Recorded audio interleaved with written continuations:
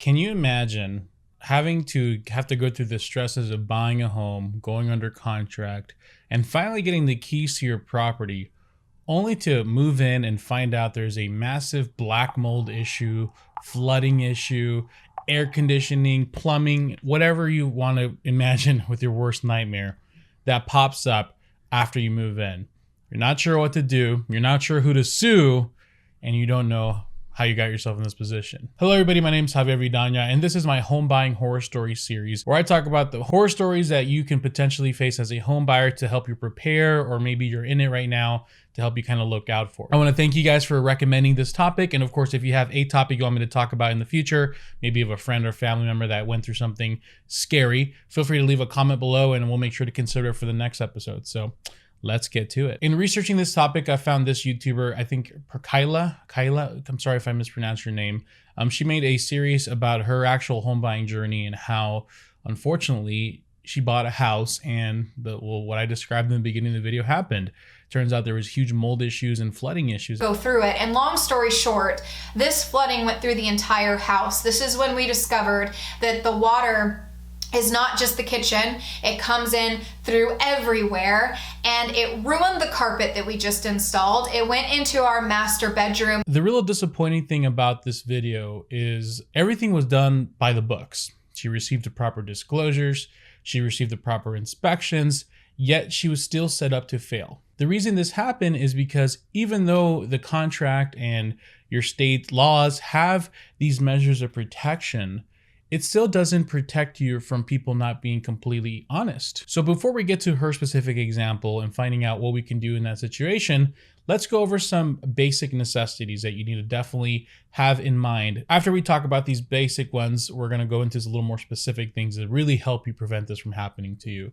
But for starters, anytime you buy a home, you're gonna have the standard home inspection. Now keep this in mind, home inspectors aren't most of the time, they're not like these contractors that built houses their entire life and decided to retire and become a home inspector.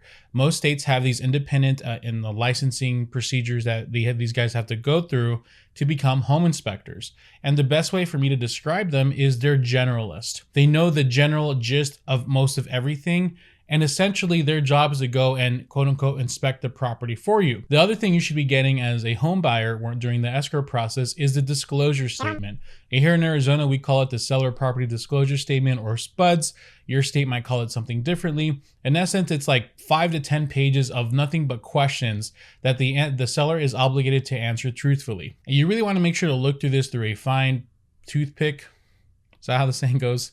Pick and comb? I don't know. I'm terrible at sayings. I don't know why I keep trying. Just really go through it very thoroughly to make sure that everything makes sense. And if there's something that really stands out to you, definitely make a note of that. And when you do your home inspection, ask the home inspector about it. You should also be getting what's called the insurance claims history, which is going to be definitely something that really notifies you if there's something wrong with the house. You can see if there's going to be any history of any claims on the insurance, like have these people filed a flood claim or a fire claim or a theft, robbery, whatever, anything with the home insurance. And other than that, you should have the ability to walk the property at any given time.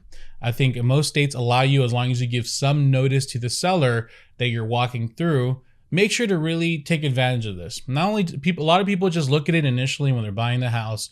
They do their home inspection, which they show up for, and they'll do a final walkthrough, which is really crazy if you think about it. If you're buying a home, you're only going to look at it 3 times before you buy it. It's crazy, right? And 2 of the 3 times are already once you're in a contract. So really just go take advantage of it. Go look at the house at different times of the transaction. Yes, they're going to be moving out. It might not be the cleanest, but really take advantage of this ability to go look at it as much times as possible. When people have their houses for sale on the market, they're putting the best version of themselves for sale. They'll have a massive cleaning spree. They'll make sure to hide all the things wrong with the property. So you won't really get to know the property really well until you get past all that. Yeah, those are just the basic things. And here's the thing. Most people just do these things and they're fine. And odds are you probably will be okay with these things, but you have to make sure to take a little extra efforts, because even though these things were set in place to protect you, They rely on two things: the honesty of everybody involved, and they're very circumstantial. Is that the right word? Well, you might have to be doing the inspection during the summertime where there might not be any issues with the current house, and the seller might have been honest about the fact about there being flooding. But well, once it starts raining or something happens and the weather shifts, well, now you get to see its true things. That's the basic stuff. And like I said, you'll probably be okay with that. But if you really want to take it a step further, you want to make sure to do these things I'm about to talk to you about. So in the situation with this YouTuber, she did all of this. She got the disclosure. I think the disclosure mentioned something about that the water pools in the backyard or something. Verbatim, and show it to you guys. After heavy rain, water stands in the backyard. Okay. Got it. After heavy rain, water stands in the backyard. Luckily, it stopped raining. When it came to any questions about mold or any flooding or any water damage, I think they said no. To your knowledge, is there or has there ever been any presence of mold? She checked no. You can see they covered up what appears to be black mold over. And in this case with her home inspection, her home inspector didn't actually review the roof. Mark decided to go up into the attic, and that is when he found other roof leaks in the attic and black mold all throughout it. And keep in mind, when that freaking inspector went up there, he didn't take a photo of any of the attic. He took a photo of bags. He didn't even show this. It was just confirmed to us. It was just confirmed that the inspector hid everything. They just took a picture because it was covered by a bunch of stuff, because home inspectors aren't allowed to move the owner's possessions. Hers is like literally the worst case scenario, and there's no way in heck the seller didn't know about it. I've also seen this happen where like somebody buys a house that's been remodeled, and as soon as they move in and they start kind of living in it, things start falling apart. I'm British now. It turns out it wasn't built with the highest quality. Or maybe you didn't buy an investment, but the owner didn't really take care well of their house, because once again, the image that's placed for the house at that month that it's for sale maybe is not the true image, which is why I always tell people it's better to find a house that maybe isn't the cleanest, but it seems very well maintained, than a house that's spotless. Because if a house is spotless, but then you look at the air filter and it's like really dirty, that shows that it's been clean recently, but it hasn't been maintained. First things first, one thing that you could do is understand how inspectors work. As home buyers, we're told that the home inspector is the godly men and women who they're the protectors of the home buyer, and whatever is wrong with the houses, they're going to find it and protect you. I don't see it that way at all. The way I see inspectors is they have a job to do, and they're there to give you an idea of what's wrong with the house, but majority of the time they're there to cover their ass. They're going to walk through the house and they're going to see what they can find with it. But they've been sued so much that they're very aware what they can and what can't do. So in the situation with the YouTuber, the inspector couldn't look past the stuff on the attic because it was the owner's possessions. Had he moved some of that stuff and looked in there, he would have seen, all the terrible stuff from the roof. Well, they can't do that because they probably got sued once because they moved something and, something got damaged or something. Honestly, in this situation with her, I'm not sure if she can get the inspector to do anything because the inspector was following their guidelines. They can't move things. Another way they cover their ass is they might see that, let's say the roof looks kind of ugly, maybe looks a little older, maybe the AC looks a little more older. Well, instead of going and giving a super specific detailed report of what's wrong with the AC, they will just say end of its life, recommended replacement. Now the AC and the roof could be in perfect condition. They could have been maintained spotlessly. But since they have to cover their ass, they're going to look at something, and even though it's not completely broken, they're going to say, hey, we're calling that out. Because if that breaks down 2 months after you move in, then you're calling the home inspector. So we want to make sure to get the home inspector's words and take it with a grain of salt. Of course, they're masters of their profession. They know what they're doing, but they're generalists. If the home inspection says, hey, there's stuff in the attic and we can't look at the roof, then you need to call the seller or have your agent call the seller and say, hey, we need access to the attic. Can you move everything out? We're going to send someone else out there again. You need to be Karen when it comes to this home inspection. You need to get the wig, get everything, become Karen, get the home inspector to go out again or get a roofer out there. Where there's smoke, there is fire. Also, this same thought applies to what I was saying earlier. So let's say the inspector says AC is old and it's end of its life to be replaced. Well, don't just take his word as law.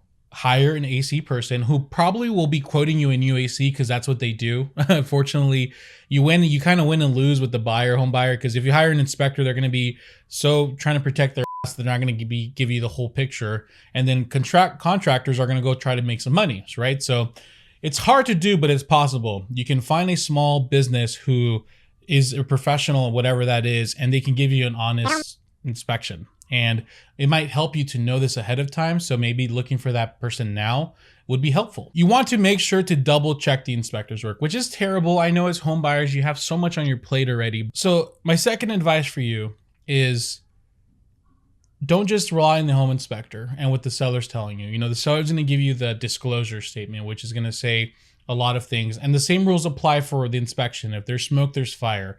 In this situation with the YouTuber I'm telling you about, like I said, it said something about there's flooding in the back, which seems normal. A lot of places just get a little flooding when it's raining, right? I mean, in that situation, she believed the disclosure, which it's okay because sellers are supposed to be honest, right? And personally, I think in this situation, the seller's liable. So hopefully she'll get the previous owner to pay for some of that stuff. But however, so what you want to do is, whether it's a disclosure or whatever, do this every time. Go knock on a door.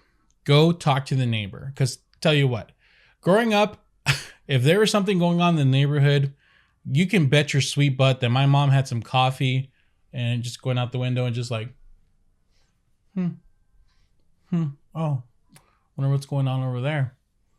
Or maybe go out to the street and then the other neighbors would go out there, what's going on? What I think you should do every single time you buy a house is go knock on every single neighbor's door. Front, left, and right. Knock, knock. Hi, how you doing? I'm the future owner of the property. Just wanted to introduce myself, and I wanted to ask you a few questions if you don't mind. Yeah, what's going on? Do you know anything about the house and maybe you think they're trying to hide, or what's your experience with them with the owner, etc.? And that's where you can really find out some really juicy things. Now, keep in mind, sometimes you might get a chatty Nancy that's going to tell you all the chismes about the neighborhood. You don't necessarily want that. I guarantee you those neighbors are either having the same issues of whatever problems the current homeowner's having. Like, let's say, oh my gosh, there's a huge scorpion infestation or there's a huge flooding problem. They probably have experience with because they live in the same area. But if they don't, they probably have heard or seen the previous owner talk about it, or maybe have seen the people coming in and out when there's things that go wrong. If we lived in a perfect world, we would guarantee that the owner would tell the truth every time and tell us everything wrong with the property. Unfortunately, we don't. So we have to rely on other sources to make sure and double check everything that we're being told to make sure we're solid. This actually might be a good opportunity for you to find out if the neighborhood is actually as solid as you think as well. So it's a good thing just to do it in practice. And if you're nervous to do it, have your realtor do it, man. Freaking realtors are usually door knocking and cold calling, so they should be comfortable doing it just fine. Last but not least, know this: you don't have x-ray vision.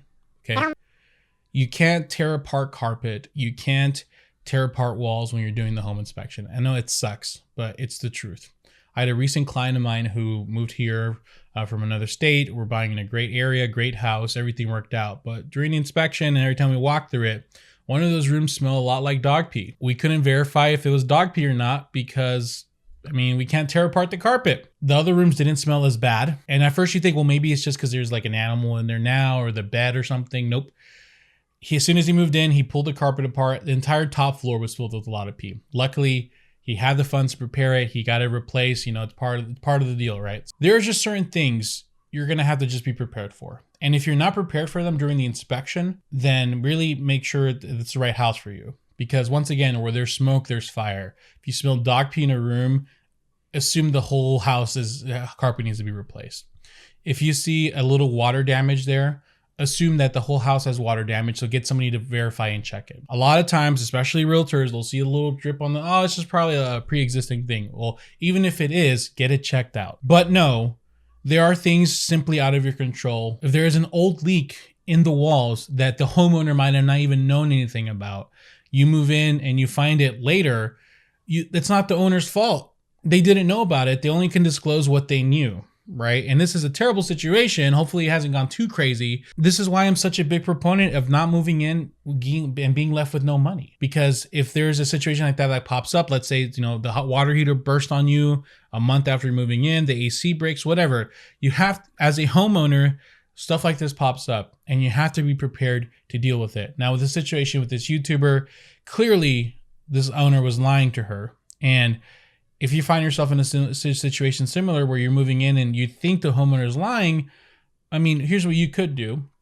So when you hire a home inspector, make sure you hire an inspector that has some kind of warranty behind their work. There's a lot of inspectors that have this now. All you got to do is ask, hey, do you have a warranty behind the inspection? You can try to get a home warranty, but a lot of times they like to be like really cool in the beginning and they're like, yeah, you know, we got you covered.